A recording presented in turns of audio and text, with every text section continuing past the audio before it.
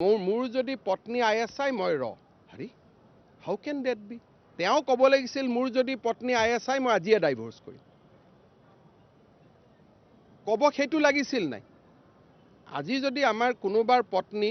বা ভাই যদি ISI এজেন্ট ওলাই এদিনতে আমি ষ্টেটমেন্ট দিম নে নাই যাৰ লগত মোৰ কোনো সম্পৰ্ক নাই ISI ৰ কেনেকৈ একেলগে থাকিব বা এইটোতো বহুত ডেঞ্জাৰ কথা ISI গৌৰৱ গগৈ ডাঙৰীয়া যথেষ্ট শিক্ষিত ব্যক্তি এজন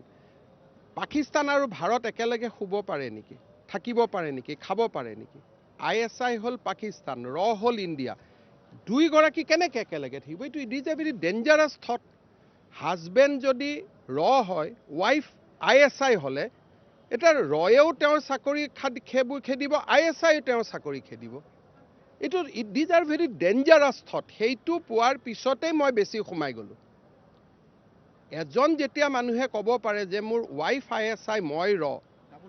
তেতিয়া এইটোতো বহুত ডাঙৰ ঘটনা হৈ গ'ল নহয় সেই ষ্টেটমেণ্টটোৰ কাৰণেহে আমি ইমান সোমালোঁ নহ'লে হয়তো দুই এদিন সামাজিক মাধ্যমত কথা বতৰা পাতি বিষয়টো এৰি দিলোঁহেঁতেন কিন্তু যেতিয়া মই দেখিলোঁ যে হোৱাট ইজ দিছ মেণ্টেলিটি আৰু প্ৰেছত কৈছে গৌৰৱেৰে কৈছে যে মোৰ যদি পত্নী ISI মই ৰ হৰি হাউ কেন ডেট বি তেওঁ ক'ব লাগিছিল মোৰ যদি পত্নী ISI মই আজিয়ে ডাইভোৰ্স কৰিম ক'ব সেইটো লাগিছিল নাই আজি যদি আমাৰ কোনোবাৰ পত্নী বা ভাই যদি ISI এজেন্ট ওলাই এদিনতে আমি ষ্টেটমেন্ট দিম নে নাই যাৰ লগত মোৰ কোনো সম্পৰ্ক নাই তেওঁ ক'ব লাগিছিল কি যে মোৰ পত্নী যদি ISI আওক মই আজিয়ে ডাইভোৰ্স দিম মুখ্যমন্ত্ৰীয়ে প্ৰমাণ কৰক সেইটোহে ক'ব লাগিছিল তেখেতে আকৌ উলুটাই কৈ দিলে তেওঁ যদি ISI মই ৰ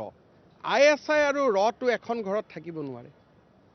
these are very dangerous thought জাতিৰ কাৰণে সমাজৰ কাৰণে বিপদজনক তাৰ উপৰি যিবিলাক কুৱেশ্যন ওলাই আছে নিউক্লিয়াৰ ডিফেন্স সেইবিলাক পাকিস্তানৰ পৰা আহি আছে নেকি স্ক্ৰিপ্টবিলাক হোৱাটছআপ চাব লাগিব ফোন চাব লাগিব কিমান ফ্ৰিকুৱেণ্টলি পাকিস্তানৰ লগত টেলিফোনিক কল হয় এই গোটেইবিলাক until and unless we register a police case আমি এইবিলাক চাব নোৱাৰিম আৰু মোৰোতো এটা লিমিট আছে মই কিমান ৰিচাৰ্চ কৰিম সেইকাৰণে যেতিয়া পুলিচে এইটোক টেক অভাৰ কৰিব তেতিয়া সি বেছি দূৰত যাব পাৰিব গতিকে অহাকালি কেবিনেটে ইয়াৰ ওপৰত এটা সিদ্ধান্ত ল'ব I think there are many more information now but as a chief minister until and unless it is inquired by a law enforcement agency I should not pass comment which I am not convinced of until and unless I know some detail I will not comment but as and when I am getting something I am posting in my social media